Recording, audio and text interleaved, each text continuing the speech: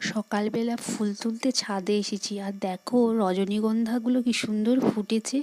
আর সবথেকে আশ্চর্যের ব্যাপার, এতদিন যেটা লক্ষ্য করিনি, এই রজনীগন্ধার কতগুলো পাপড়ি, এতগুলো পাপড়ি আমি সাধারণত দেখিনি বাজারে।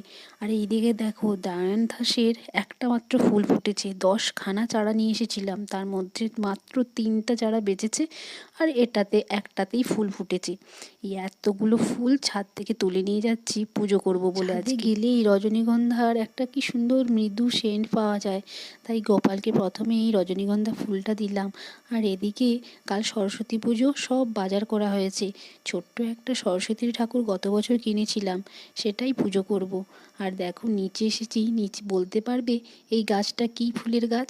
আমি জানি না, মনে নেই, অনেক দিন আগে মা বলেছিল বোধহয় কেতকী ফুলের গাছ। এটা কি পুজো দেওয়া যায়? সেটা জানলে তোমরা আমাকে জানিও তো। ছেলের জন্য একটা নতুন পাঞ্জাবি কিনেছি হলুদ রঙের, কাল যে অঞ্জলি দিতে যাবে, ওর আগের পাঞ্জাবিটা ছোট হয়ে গেছে, তাই এই বছর আরেকটা নতুন কিনলাম।